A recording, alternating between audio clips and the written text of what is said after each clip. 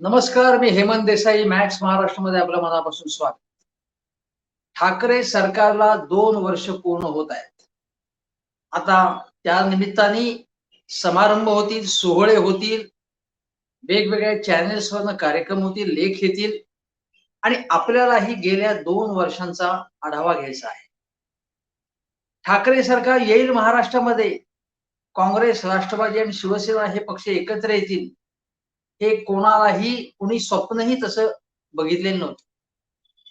हे स्वप्न कोणी बघितलं असेल तर ते प्रत्यक्षात येईल असं कोणाला वाटलं नव्हतं. पण ते आलं. जेव्हा या सरकारचा शपथविधी समारंभ पार पडला शिवाजी पार्कवर, त्या समारंभाला मी हजर होतो. मला प्रत्येक गोष्ट त्या समारंभातली आठवते. अगदी त्या सोहळ्याला राज ठाकरे, देवेंद्र फडणवीस हेही हजर होते. वेगवेगळ्या राज्यांमधले, देशातले वेगवेगळे नेते हजर होते त्याला. आणि त्यावेळी असं म्हटलं जात होतं, की हे सरकार किती दिवस टिकणार? मग नारायण राणे, चंद्रकांतदादा पाटील यांच्यापासून ते देवेंद्र फडणवीस यांच्यापर्यंत प्रत्येक जण हे सरकार 2 महिन्यात पडेल, 3 महिन्यात पडेल, 4 महिन्यात पडेल असं सांगण्यामध्ये गर्क होता. हे सरकार टिकणार नाही असंच म्हणत होतं. देवेंद्र फडणवीस तर म्हणाले, की ही 3 चाकी रिक्षा आहे. कधी या दिशेला जाईल, कधी त्या दिशेला जाईल आणि ही काही टिकेल असं वाटत नाही. भांडण होणार असं त्यांनी गृहीत धरलेलं होतं. पण सरकार चालत राहिलं. सरकार पडता पडेना, पण स्वप्न पाहण्याचं थांबेना भाजपवाल्याचं. आणि तरी सुद्धा सरकार पडत नाही असं पाहून एका मागोमाग एक आरोप करण्यास सुरुवात झाली. हे सरकार कसं बोगस आहे, हे सरकार काहीही करत नाही आहे, अशा प्रकारचं चित्र निर्माण करण्याचे प्रयत्न भाजपने चालू ठेवले. उद्धव ठाकरे यांच्यामध्ये तर एकही गुण नाही अशा प्रकारची वक्तव्य नारायण राणे आणि त्यांचे दोन्ही चिरंजीव करत राहिले. काही वेळा तर ही टीका बेताल स्वरूपाची होती. कानफाटात मारण्याची भाषा झाली. एकेरी भाषेत उद्धार करण्यात आला. पण उद्धव ठाकरे यांनी कधीही आपली पातळी सोडली नाही. उद्धव ठाकरे हे महाराष्ट्रात नव्हे तर देशातले पहिले 5 जे लोकप्रिय मुख्यमंत्री आहेत त्यापैकी त्यांचं नाव आहे. सर्व्हेमध्ये आलं आणि प्रतिथे यश संशोधन संस्थेने सांगितलं की उद्धव ठाकरे यांचं काम चांगलं आहे. कोरोना काळातही त्यांचं काम चांगलं आहे. मोदीजींनी सुद्धा कोरोनाच्या संदर्भात उद्धव ठाकरे सरकारची कामगिरी चांगली आहे अशा प्रकारचं सर्टिफिकेट दिलं. हे सर्टिफिकेट दिल्यामुळे ज्यांची पोटदुखी सुरू झाली त्या काही नेत्यांनी हे केव्हा सर्टिफिकेट दिलं, केव्हा म्हणाले ते मोदीजी असं ते असं वक्तव्य केलं. खोटारडेपणाचा कळस भाजप आणि त्याचे काही जे नवे मित्र आता येत आहेत ना त्यांच्या बरोबर दिमतीला तेही करायला. पण आपल्याला बघायचंय की 2 वर्षात काय केलं. आणि त्याचवेळी आजची बातमी अशी आहे की हे सरकार तुम्हाला सांगतो की नोव्हेंबर 2019 मध्ये स्थापन झालं. त्यानंतर 8 दिवसात ते सरकार पडेल असं ज्यांनी सांगितलं आणि पुढे सांगितलं की मार्च 2020 मध्ये हे सरकार पडणार आहे. त्याच नारायण राणेने सांगितलं राजस्थानमध्ये जयपूरमध्ये वक्तव्य केलं की येत्या मार्चमध्ये म्हणजे मार्च 2022 मध्ये हे सरकार कोसळणार आहे.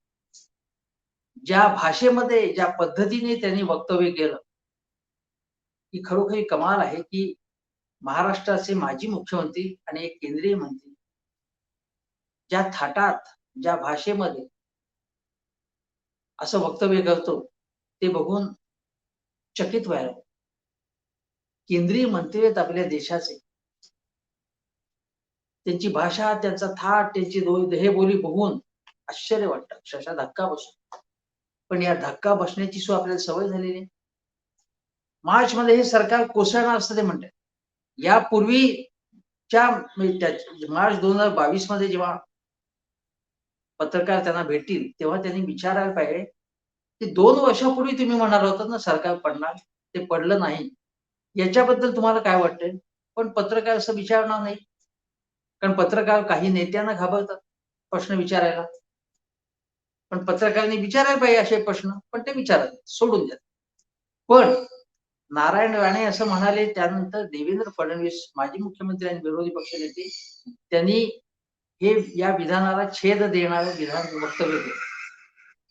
त्यांनी याची काही कल्पना नाही आपल्याला किंवा अशा प्रकारचं वक्तव्य केलं. कारण मध्यंतरी पक्षाच्या एका बैठकीत बोलताना देवेंद्र फडणवीस यांनी स्पष्ट सांगितलं होतं, की हे सरकार पाडण्याचा आम्ही कुठलाही प्रयत्न करणार नाही. आम्ही आमची ताकद वाढवण्याचा प्रयत्न करणार, पक्षाचा विस्तार करण्याचा प्रयत्न करणार. चांगली भूमिका आहे. मी याच्याबद्दल देवेंद्रजींचं अभिनंदन करतो. आणि नारायण राणे यांनी जेव्हा मुस्कटात मारण्याचं वक्तव्य केलं, त्या विधानाबद्दल सुद्धा देवेंद्रजींनी नापसंती व्यक्त केली. याबद्दल सुद्धा मी त्यांचं तेव्हाही अभिनंदन केलं होतं आणि आत्ताही अभिनंदन करेन. आणि विरोधी पक्षनेते म्हणून त्यांना या सरकार विरोधी आंदोलन करण्याचा, पक्ष वाढवण्याचा, टीकास्त्र सोडण्याचा अधिकार आहे आणि ते विरोधी पक्षनेते म्हणून प्रभावी कामगिरी बजावत आहे, हे मी सुद्धा आता आपल्याला सांगतो. पण आज 2 वर्षांचा सगळा आढावा घेताना मला हे सांगायचं आहे, की ही जी सगळी वक्तव्य होतात त्याबद्दल शरद पवारांनी थेटपणे सांगितलंय, की हे सरकार 2 वर्षांनी हे सरकार 5 वर्ष टिकणार आहे आणि त्यापुढेही महाविकास आघाडी सरकारचं सरकार असेल. कितीही चौकशा लावा, आम्ही त्या चौकशांना घाबरणार नाही. स्पष्ट आणि रोखठोक भूमिका जी शरद पवार क्वचितच घेतात. ते या आघाडीचे शिल्पकार आहेत. पण त्यांनी स्पष्ट आणि रोखठोक भूमिका घेऊन भाजपचा, मोदी सरकारचा समाचार घेतला गेल्या काही दिवसांमध्ये. विशेषतः जरंडेश्वर प्रकरणात अजितदादा असतील, पार्थ पवार असतील, अजितदादा पवार यांच्या कुटुंबातील काही व्यक्ती असतील त्यांच्यावर किंवा छापे पडले त्यांच्या घरावरती, कोणाच्या कार्यालयावरती. त्यानंतर शरद पवार यांची वक्तव्य अधिक आक्रमक झाल्याचं आपल्याला बघायला मिळतं. पण शरद पवार यांनी आता ठामपणे भूमिका घेतली आहे आणि कुठल्याही परिस्थितीमध्ये मोदी सरकार असो किंवा भाजपचे राज्यातले नेते असतो, त्यांच्या कुठल्याही आक्रमक वक्तव्यांना किंवा धमक्यांना, दडपशाहीला न घाबरता काम करण्याचं त्यांनी ठरवलेलं आहे आणि त्याप्रमाणे आपल्या सगळ्या सहकार्याला आदेश दिले. आता 2 वर्ष झाली आणि या पुढच्या काळामध्ये हे सरकार, आता हे आतापर्यंत कसं चाललंय ते आपल्याला बघायचं आहे. पण यापुढे जे 3 वर्ष असतील, हे सरकार जर चालणार असेल तर उत्तम आहे. मी काही त्याबद्दल उद्या पडणार, तेरवा पडणार असं म्हणणार नाही. पण मी असं म्हणेन, की 3 पक्ष, विशेषतः त्यातली शिवसेना, हे 3 पक्ष एकत्र आले आणि 2 वर्ष काय 1 वर्ष जरी त्यांनी सरकार चालवलं असतं, तरी मी त्याच्याबद्दल त्यांचं अभिनंदन केलं असतं. कारण काँग्रेस, राष्ट्रवादीची विचारधारा एक, पण शिवसेनेची विचारधारा संपूर्ण. शिवसेनेने सातत्याने काँग्रेस आणि राष्ट्रवादीवरती हल्ले चढवले होते. आयुष्यभर अतिशय जोरात हल्ले चढवले होते आणि काँग्रेस आणि राष्ट्रवादीने तशाच प्रकारची वक्तव्य केली होती, तशा प्रकारची आंदोलनं केली होती शिवसेना आणि भाजप दोघांच्या विरुद्ध. त्यामुळे हे एकत्र पक्ष आले, हीच कमाल आहे आणि त्यांनी 2 वर्ष सरकार चालवून दाखवलं. एवढी केंद्र सरकारची सत्ता असताना, त्यांची दडपशाही असताना, त्यांच्या तपास यंत्रणा असताना हे सरकार चाललं, ही त्यांची मोठी मिळकत आहे या तिन्ही पक्षांची. त्याबद्दल त्या तिन्ही पक्षांच्या नेत्यांचं अभिनंदन करायला आहे. कारण हे सरकार 2 वर्ष चालेल असं खरंच कोणाला वाटलं नव्हतं. असं वाटलं होतं की 1 वर्ष चालेल, त्यानंतर पडू शकतं, काही होऊ शकतं. पण 3 पक्षांचे नेते जबाबदारीने वागले. याचं कारण काय? की मुळात काँग्रेस आणि राष्ट्रवादीकडे, राष्ट्रवादी तर महाराष्ट्रापुरताच आहे पक्ष. किती त्यांनी गोष्टी केल्या असल्या. काँग्रेस देशव्यापी पक्ष आहे, पण त्यांच्या हातात मोजकी राज्य आहे. अशा वेळी महाराष्ट्रासारखं अतिशय महत्वाचं राज्य गमावणं हे त्यांना परवडण्यासारखं नाही. आणि हे राज्य जर भाजपच्या हातात आलं तर भाजपला हवंच आहे, कारण अत्यंत महत्वाचं औद्योगिकदृष्ट्या महत्वाचं राज्य आहे, ज्याच्यातनं टॅक्सेस सगळ्यात जास्त मिळतात. निवडणुकीचा फंड सुद्धा मुंबईतून महाराष्ट्रातून सगळ्यात जास्त म्हणजे लक्षात घ्या, म्हणून भाजपला देखील हे राज्य आपल्या हातात आपल्या मुठीत हवं. पण या पुढची 3 वर्ष हे सरकार काम कसं करणार आहे याच्याकडे लोक बघतील. सातत्याने तुम्ही अमुक गोष्ट झाली नाही, केंद्राची जबाबदारी आहे असं म्हणून चालणार नाही. आमच्या मागे तपास यंत्रणा लागल्या आहेत म्हणून आम्ही काम करत नाही असंही म्हणून चालणार नाही. लोकांना काहीही देणं घेणं नाही. लोकांचं म्हणणं आहे की आता आमची कामं होत आहेत की नाही आणि ही होत आहेत की नाही, मंत्री काम कसं करतायत हेही आपल्याला बघायचं. मी एक तुम्हाला गोष्ट सांगतो. माझ्याकडे अनेक लोक आपले प्रश्न घेऊन येतात, फोन करतात आणि गेले काही दिवस मी काही ठिकाणी फिरत असताना काही लोक भेटले, काही लोकांनी संपर्क साधला. त्यापैकी एक आहेत ते रमेश पाटील नावाचे शेतकरी, सामान्य शेतकरी आहेत. रावेर तालुका जो आहे खानदेशात, त्या रावेर तालुक्यातले शेतकरी आहेत. केळ्याचे शेतकरी आहेत. ते अतिशय संतप्त होऊन चिडून सांगत होते की आम्ही आमच्या केळी शेतकऱ्यांकडे कोणी बघायला तयार नाही. काय त्यांचं गाऱ्हाण आहे? ते असं म्हणाले की अवकाळी पाऊस असेल, अतिवृष्टी असेल, आमचं जे नुकसान झालं केळी शेतकऱ्याचं. माझ्या आठवणीप्रमाणे देवेंद्रजी सर जाऊन आले होते. त्यांनी प्रश्न समजून घेतले. पण ते सत्तेत नाही आता. त्यांनी प्रश्न मांडले ते. पण हे प्रश्न सोडवण्याचं काम जे आहे ते मुख्यतः हे राज्य सरकारचं आहे. राज्य सरकारने या शेतकऱ्यांना एका पैशाचीही मदत केली नाही आतापर्यंत. प्रचंड नुकसान झालं या केळी शेतकऱ्यांचं. रमेश पाटील म्हणाले की आमच्याकडे तुम्ही लक्ष देणारच की नाही. आणि त्यांचा रोख असा होता की काँग्रेस असो, राष्ट्रवादी असो, भाजप असो, त्यांना त्याच्याशी देणं घेणं नाही. त्यांचं म्हणणं आहे की केंद्र असेल, राज्य सरकार असेल, आमची समस्या सोडवा. आणि त्यामध्ये एक प्रमुख समस्या अशी आहे की कृषी उत्पन्न बाजार समितीत केळ्याला समजा क्विंटलला ₹1000 भाव जाहीर झाला, तर ₹500 मिळतो. प्रत्यक्षामध्ये शेतकऱ्याला ₹500 मिळतात आणि आता तर ते म्हणाले की ₹300 मिळतात क्विंटलला. अशा वेळी आमचा खर्च सुद्धा ज्याच्यामध्ये वसूल होत नाही, आम्ही काय करणार? या शेतकऱ्यांनी उपाशी मरायचं?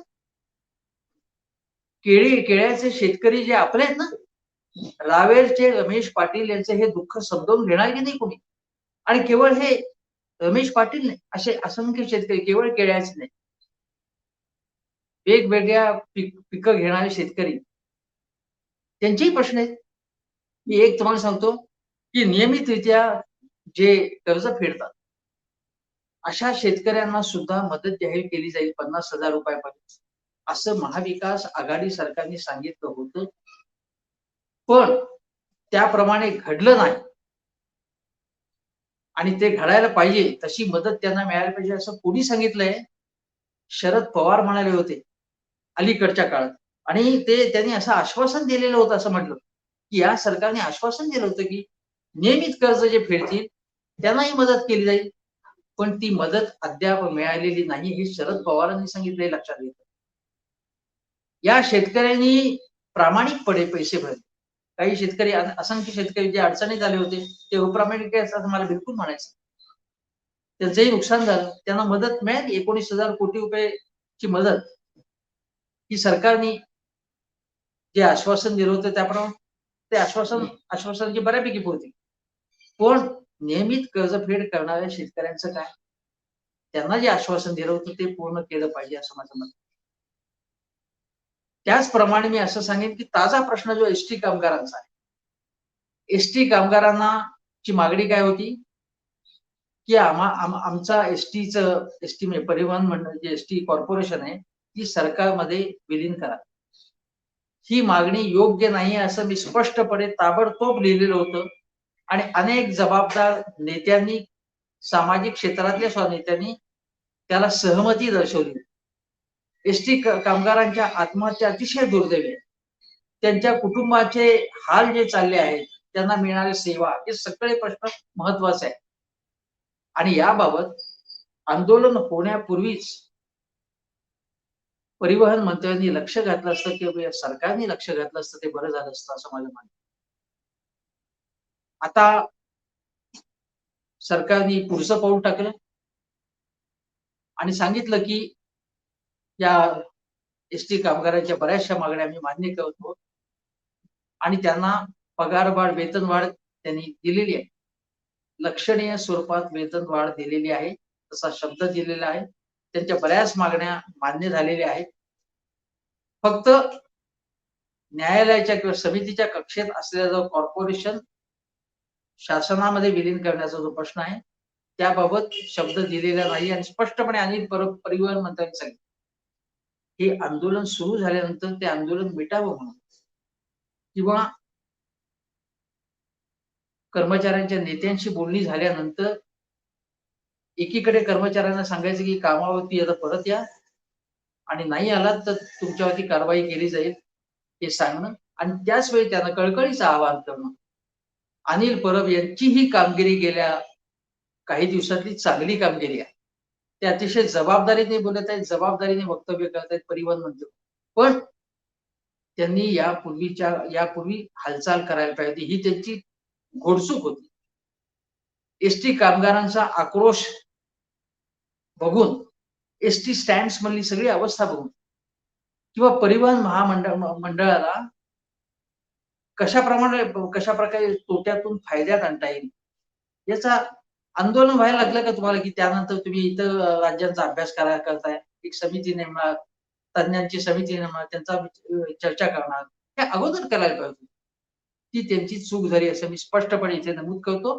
पण त्याच वेळी आता एसटी कामगारांनी आता आंदोलन मागे घेतलं पाहिजे आणि जसं सरकारने पुढचं पाऊल टाकलं तसं समंजसपणे व्यवहार करावा असं मी पुन्हा आवाहन करतो. आणि जे कर्मचाऱ्यांना किंवा कामगारांना भडकवत आहेत एक प्रकार आततायी वक्तव्य करत आहेत, असे जे नेते आहेत टेलिव्हिजन कॅमेऱ्यासमोर अतिशय आक्रस्ताळी विधानं करतायत, अशा नेत्यांपासून सुद्धा त्यांनी सावध राहिलं पाहिजे असं माझं स्पष्ट मत.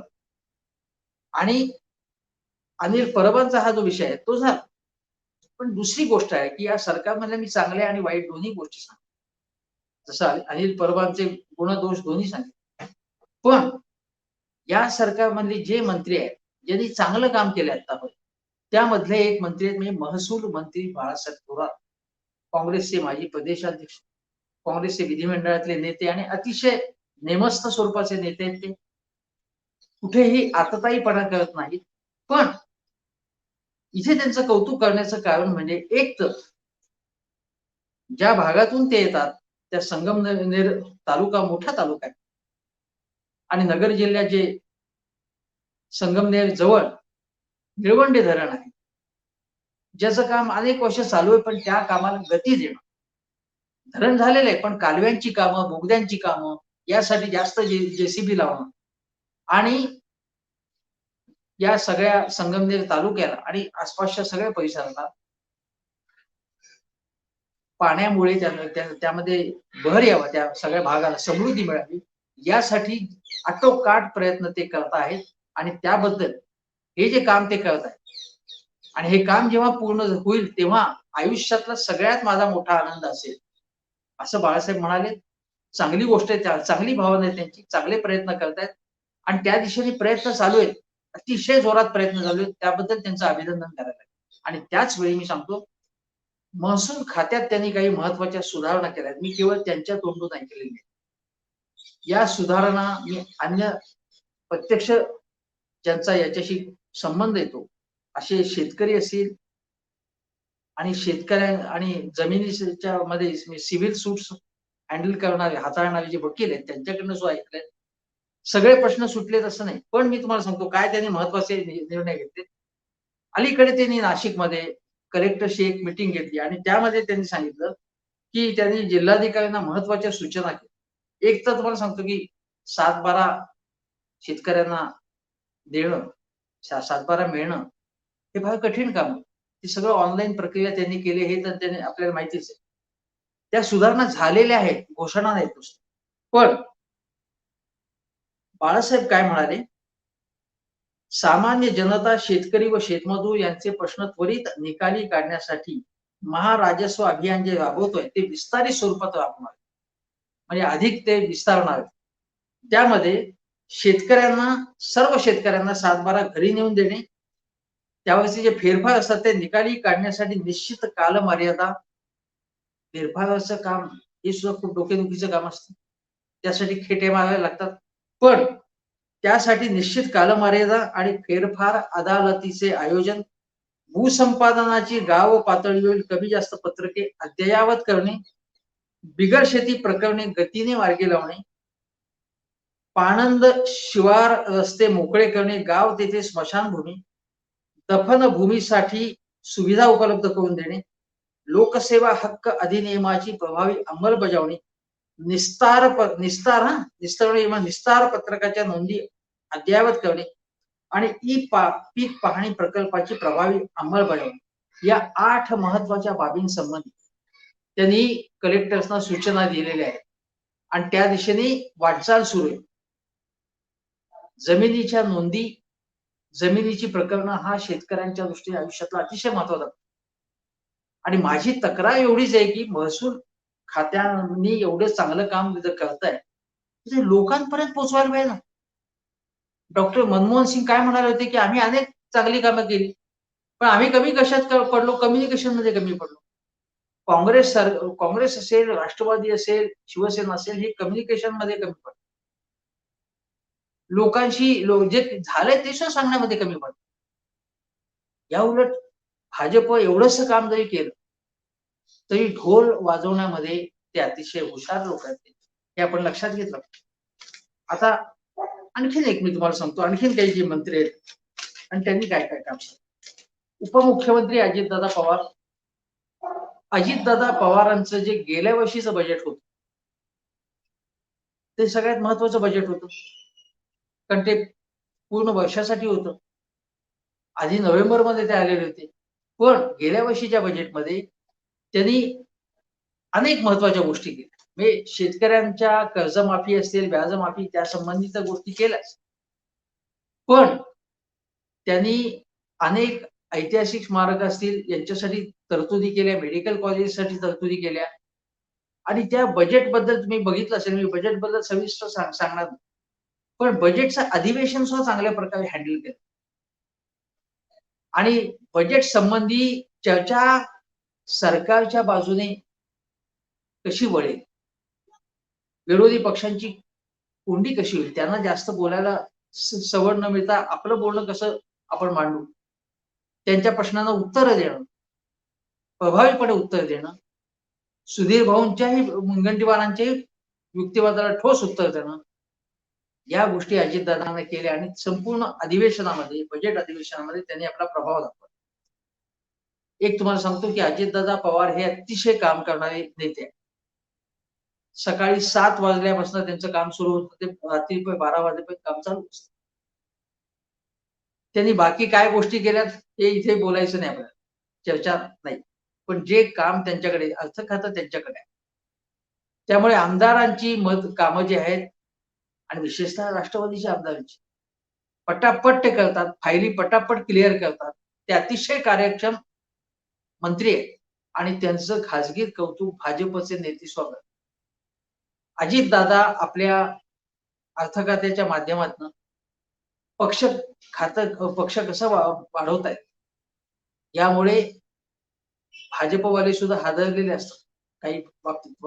अगदी पुण्यामध्ये सांगतो की पुण्यामध्ये जर शुक्राचार्य येऊन त्यांनी ज्या पद्धतीची पालकमंत्री म्हणून कामं केली कोविडच्या काळामध्ये, ती कामं जी होती ती कामं अतिशय स्थिमित करणारी होती. म्हणजे लोकांना सुद्धा त्याचं आश्चर्य वाटलं, इतकी गतीने कामं कशी होतात. चांगली कामं केली अजितदादा. आणि अजितदादांनी त्याच वेळी एक गोष्ट केली, असं सांगितलं की आमचे 54 आहेत आणि तुमचे 56 आहेत. म्हणजे त्यांनी शिवसेनेनुसार सांगितलं की 2च आमदार आमच्यापेक्षा तुमचे जास्त आहेत, तर जास्त तुम्ही बडबड करू नका किंवा जास्त दादागिरी करू नका की आम्ही नंबर 1 पक्ष आहोत म्हणून. 2च यांचा तर फरक आहे. असंही जेव्हा वेळ येईल तेव्हा आपल्या पक्षाची बाजू कशी लावून धरायची हेही त्यांना माहिती आहे. त्यामुळे अजितदादांना मार्क द्यावे लागतात. आता बघा, जरंडेश्वरच्या प्रकरणामध्ये अजितदादांची कोंडी करण्याचा प्रयत्न झाला. त्या चौकशीत जे बाहेर येईल ते येईल. त्यामध्ये जर काही चुकीच्या गोष्टी केल्या असतील अजितदादांनी, त्याचं काहीही समर्थन करण्याचं काम नाही. जे काही त्यांनी समजा केलं असेल तर त्याचं त्यांनी शिक्षा होईल. पण एक मंत्री म्हणून काम कसं करावं हे अजितदादांनी दाखवून दिलेलं आहे. चांगले चांगले मंत्री. दुसरे मंत्री जे आहेत ते राष्ट्रवादी काँग्रेसचे जे होते, आता दिलीप वळसे पाटील आहेत, ते अतिशय मवाळ स्वभावाचे आहेत. आणि गृहमंत्री म्हणून अजूनही त्यांचा कुठलाही प्रभाव, त्यांची छाप दिसत नाही. कुठलीही वादग्रस्त गोष्ट न करणं, वादग्रस्त वक्तव्य न करणं, याबाबत त्यांना मार्क द्यावे लागेल. दिलीप वळसे पाटील यांच्यावरती कधीही डाग पडले नाही. आज सातत्याने निवडून येत आहेत, ते विधानसभा अध्यक्ष म्हणून सुद्धा त्यांची चमकदार कामगिरी होती. त्याबद्दल बोलण्याचा प्रश्नच नाही. पण आपला मतदारसंघ आणि आपली प्रतिमा ही कशी व्यवस्थित राहील याच्या पलीकडे नेत्याला काम करावं लागतं. मग अमुक गोष्ट केली तर लोक काय म्हणतील असा विचार करून चालत नाही. ज्यावेळी प्रतिपक्षाला अंगावर घेण्याची गरज आहे, किंवा ज्यावेळी ठाम कारवाई करायची आहे आणि ठाम कारवाई केली, तर ती कारवाई केली म्हणून स्पष्टपणे कशा पद्धतीने प्रभावीपणे सांगायचं आहे, याबाबत दिलीप वळसे पाटील कमी पडतात. ते अतिशय सभ्य, सुसंस्कृत, मवाळ स्वभावाचे राजकारणी आहेत, चांगले राजकारणी आहेत. पण आपली प्रतिमा बघून केवळ प्रतिमा, आपला मतदारसंघ याच्या पलीकडे जाऊन त्यांनी काम करण्याची गरज आहे, त्यांच्याकडनं अपेक्षा आहे. याबाबत दिलीप वळसे पाटील कमी पडले. मग एनसीबीची कारवाई असेल, ड्रग्सच्या संबंधी झालेली कारवाई किंवा अन्य गोष्टी असतील, त्याबाबत ते कम्युनिकेट करण्यासाठी जे काही आम्ही करतो आहे ते कम्युनिकेट करताना सुद्धा ते कमी पडले असं माझं स्पष्ट मत. अमरावतीच्या दंगलीबाबत त्यांनी स्पष्टपणे सांगायला पाहिजे होतं की नेमकं काय झालं. जर देवेंद्रजींपासून अनेक नेते सांगतात की रझा अकादमीवरती नीट कारवाई झाली नाही आणि केवळ हिंदू संघटनांवरती किंवा त्यांच्या नेत्यांवर झाली, तर हे खोडून काढायला पाहिजे होतं. जर खरं असेल की रझा अकादमीच्या लोकांवर ते जर गुंड असतील, त्यांनी काही गुंडगिरी केली असेल, त्यांच्यावर कारवाई केली आम्ही आणि यांच्यावरही केली, हे स्पष्टपणे तपशिलासह सांगायला पाहिजे. ते सांगण्यामध्ये ते कमी पडले. आणि यामुळे काय होतं की प्रतिपक्षाला बोलण्याची संधी मिळते. काय झालंय, काय करतोय आम्ही ते सांगा ना तुम्ही. तुमची काही चूक नसेल, तुम्ही चांगलं काम केलं असेल तर सांगा. वळसे पाटलांचं हे कळकळीचं आवाहन आहे की त्यांनी नीटपणे लोकांशी कम्युनिकेट केलं पाहिजे. बिचकत, घाबरत, टाळत असं काम करून चालत नाही. गृह खातं हे अतिशय महत्वाचं खातं हे लक्षात घेतलं पाहिजे. आणि दुसरी गोष्ट अशी की यापूर्वी आबा पाटील असतील, आबा असतील, छगन भुजबळ असतील, ते गृह खातं कशा पद्धतीने सांभाळतात. भाजपचे गोपीनाथ मुंडे. तेव्हा हे अतिशय महत्वाचं खातं आपल्याला मिळालंय असं हे लक्षात घेऊन, आपली जबाबदारी लक्षात घेऊन त्यांनी आक्रमकपणे, रोखठोकपणे काम केलं पाहिजे आणि जे काम केले ते लोकांना सांगितलं. याच्या अगोदर जे अनिल देशमुख होते, ते अधिवेशनामध्ये त्यांची कामगिरी अतिशय वाईट होती. हे मंत्री म्हणून सुद्धा. म्हणजे सचिन वाझे, परमबीर सिंग यांच्याबद्दलची किंवा मनसुख हिराणी असेल, स्फोटकं ठेवण्याचे जे प्रकरण झालं त्याबाबत देवेंद्रजींकडे जास्त माहिती. अनिल देशमुखांकडे फारशी माहिती नव्हती. त्यानंतर एटीएस ची स्थापना झाली. एटीएस कडे ते हे सगळं प्रकरण देण्यात आलं. आणि काय झालं त्याच्यात साध्य? हे शेवटी सगळं प्रकरण सीबीआय हाताळते. केंद्रीय यंत्रणा हाताळतात. आणि अनिल देशमुखांना शेवटी तुरुंगात जावं लागलं. राजकीय दृष्ट्या गृह खातं हे आपलं महत्वाचं खातं असून त्यांच्यावरचं आरोप काही सिद्ध झाले नाही अजून. परमबीर सिंगांनी सांगितलं की माझ्याकडे काही पुरावे नाहीत, मी आरोप केले, त्या आरोपांच्या आधारे त्यांच्यावर जी काही अनिल देशमुखांवर कारवाई झाली ती सूडबुद्धीनं झाली असू शकेल. काय व्हायचं ते सिद्ध होईल. पण मनी लॉन्ड्रिंगची सुद्धा प्रकरणं त्यांच्या विरुद्ध आहेत. काही का असेना, त्याच्या अगोदर वधवान प्रकरण असेल, गृहमंत्री म्हणून किंवा पोलिसांच्या बदल्या असतील, ज्येष्ठ अधिकाऱ्यांच्या. त्या सगळ्या प्रकरणामध्ये अनिल देशमुख गृहमंत्री म्हणून टोटल फेल्युअर होते आणि म्हणून शरद पवार यांनी त्यांची जी निवड केली ती योग्य होती असं मला बिलकुल वाटतं.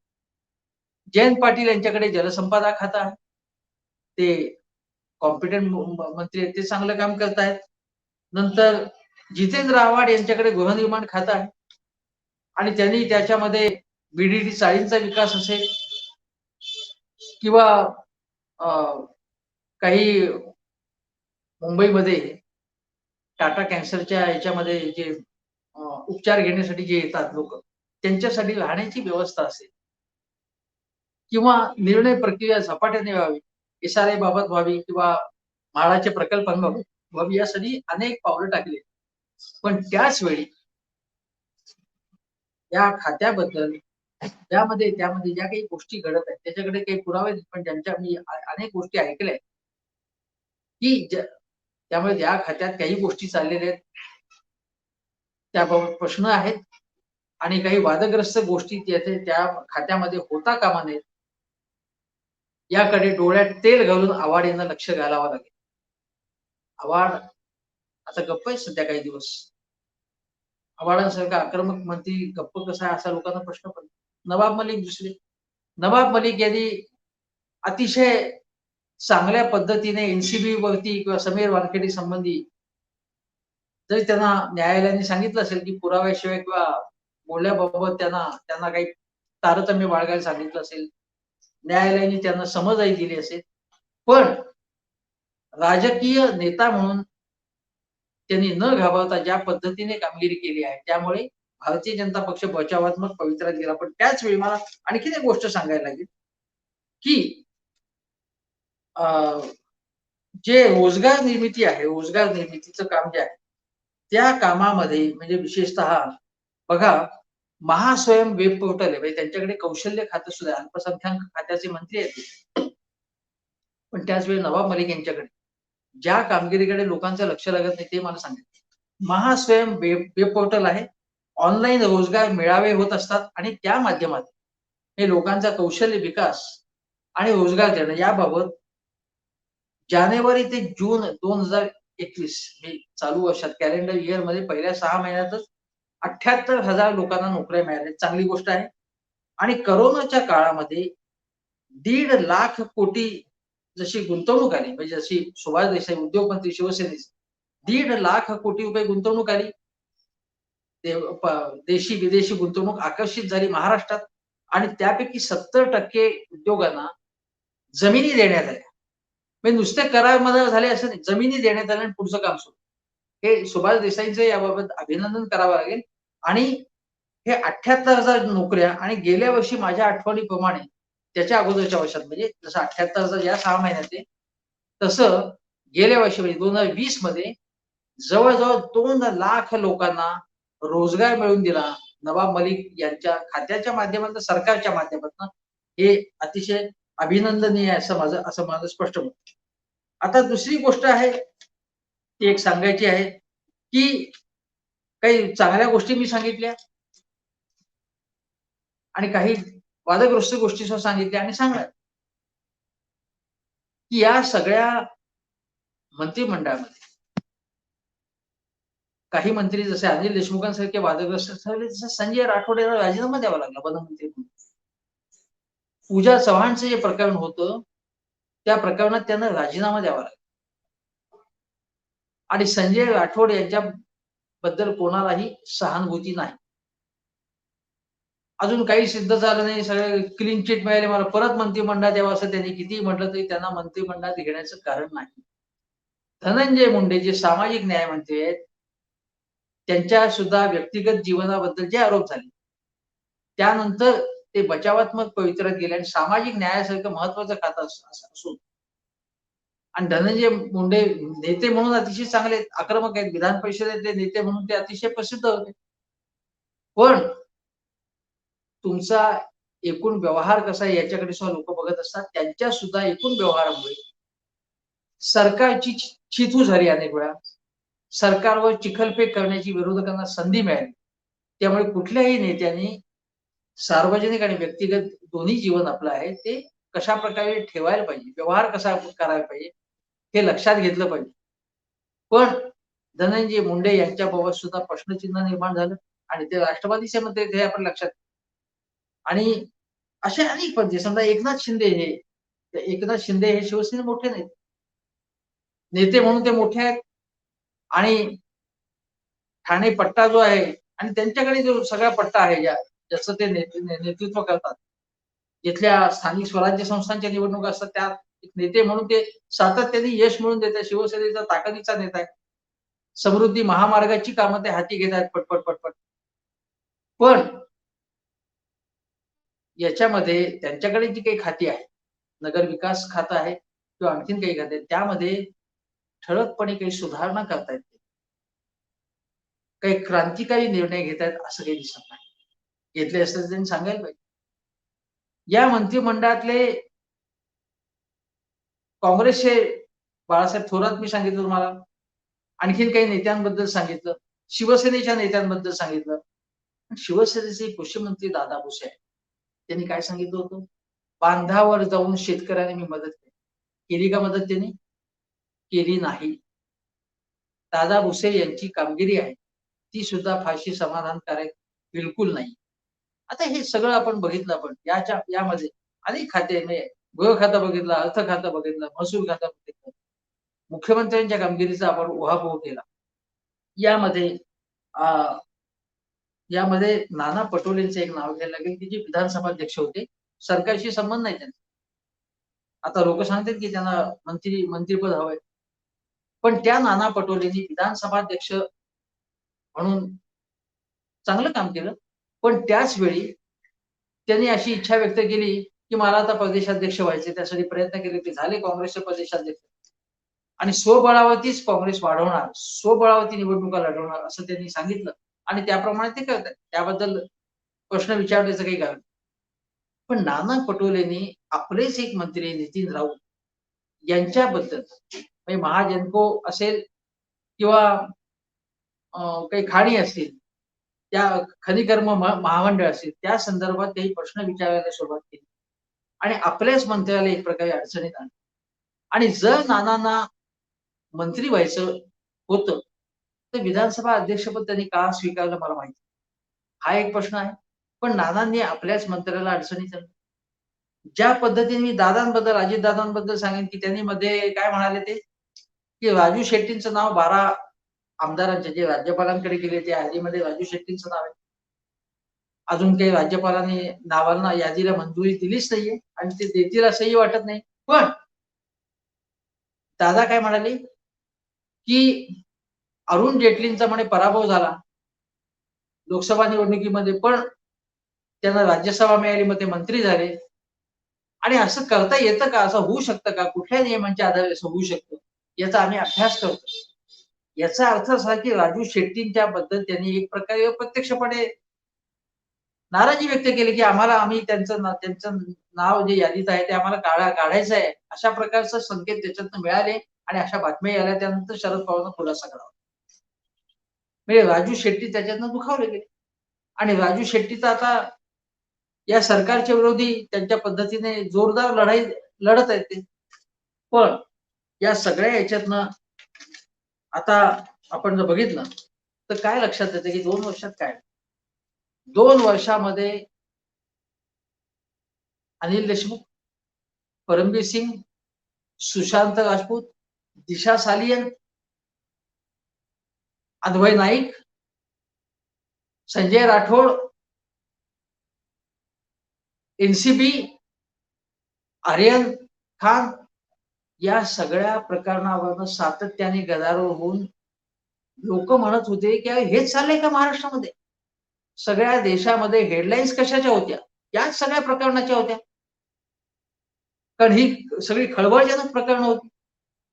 मीडियाला तेच हवं असतं, तीच चर्चा होती.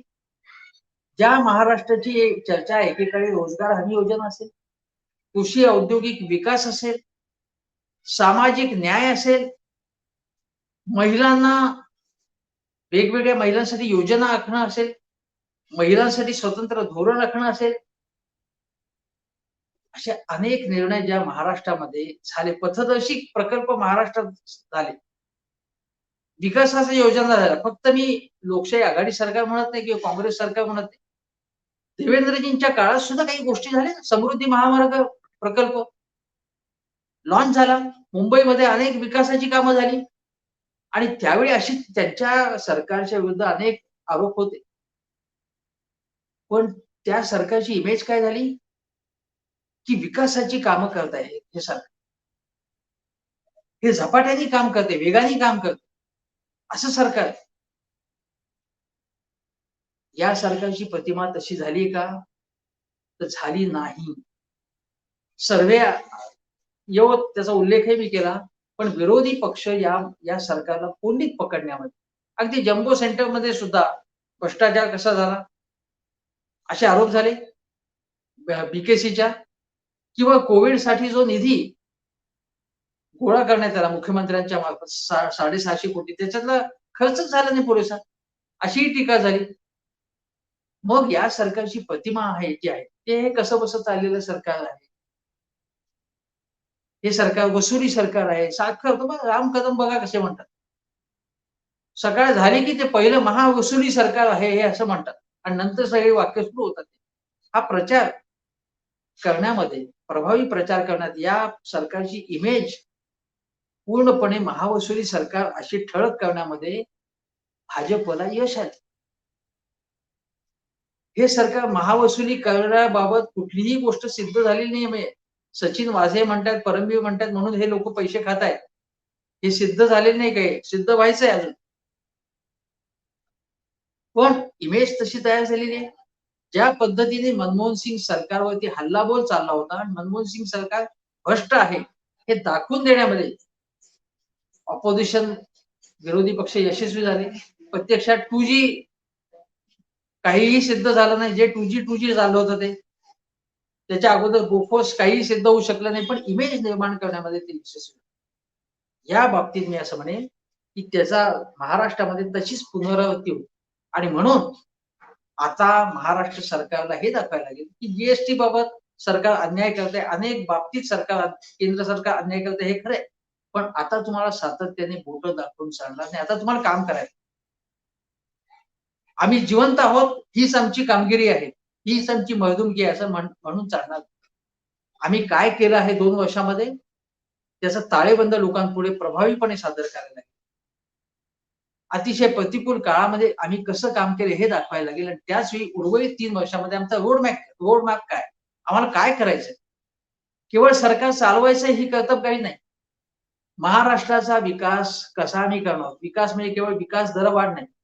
महाराष्ट्राचा रोजगार, महाराष्ट्रातल्या शेतकऱ्यांना आम्ही कसा दिलासा देऊ इच्छितो. महाराष्ट्रातल्या मागास भागांचा विकास आम्ही कसा करू इच्छितो. महाराष्ट्रात महिलांवरचे अत्याचार कमी करण्यासाठी आम्ही काय करणार आहोत. महाराष्ट्रात सामाजिक न्याय देण्यासाठी आम्ही काय करणार आहोत ते सांगायला लागेल. तुमची व्हिजन मांडायला लागेल. ती व्हिजन मांडण्यामध्ये तुम्ही आतापर्यंत अयशस्वी झालेला आहात. आणि सातत्याने शरद पवार तुमच्या मदतीला धावून येणार नाहीत. उद्धव ठाकरेंना सुद्धा मी स्पष्टपणे सांगतो की आता त्यांची प्रकृती लवकरात लवकर ठणठणीत हो. त्यांनी काम चांगलं केलं आहे. पण एका टप्प्यानंतर आता त्यांना घराबाहेर पडायला लागेल. घर बसा मुख्यमंत्री अशी सातत्याने टीका होते. उद्धव ठाकरे घरात बसणारे नव्हतेच, नाहीत. राजकीय कारकिर्दीत त्यांनी प्रचंड दौरे केलेले आहेत आतापर्यंत. प्रचंड अनेक सभा घेतलेल्या आहेत. लोकांचे प्रश्न जाणून घेतलेत, पण ते त्यांना आता दाखवून द्यावं लागेल की मी आता घरात बसणार नाही, मी बाहेर जाणार. कोरोना निवळायला लागला, बाहेर सगळेजण बाहेर पडतात. सुरक्षित अंतर ठेवून सगळी काळजी घेऊन तुम्हाला बाहेर पडावं लागेल. तुम्हाला आक्रमक व्हावं लागेल. तुम्हाला लोकांशी कनेक्ट व्हावं लागेल आणि विरोधी पक्षांची रास्त टीका सुद्धा लक्षात घ्यायला लागेल. केवळ सूडबुद्धीने सगळं चाललंय असं म्हणून रडगाणं गाऊन चालणार नाही. लोक आता तुमच्या या पवित्र्याची वाट बघतायत. उद्धव ठाकरे आणि सगळं सरकार आहे, महाविकास आघाडी सरकार, त्याला आता उर्वरित 3 वर्ष नीट काम करावं लागेल आणि ते जर नीट काम केलं त्यांनी, तर लोक तुम्हाला पुन्हा निवडून देतील, म्हणजे तुमचं पुन्हा सरकार येऊ शकेल. आणि तसं झालं नाही तर मात्र तुम्हाला घरी जावं लागेल, हे तुम्हाला माहितीच आहे. मी सांगायची गरज नाहीये पण. पण आता 2 वर्ष झाली, हनीमून पिरियड हा संपलेला आहे. आता लोक तुम्ही काय करणार, काम करणार याकडे डोळ्यात तेल घालून बघतील. मी सुद्धा बघणार आहे आणि जबाब तुमच्याकडे मागणार आहे, एवढंच सांगतो आणि इथेच थांबतो. नमस्कार.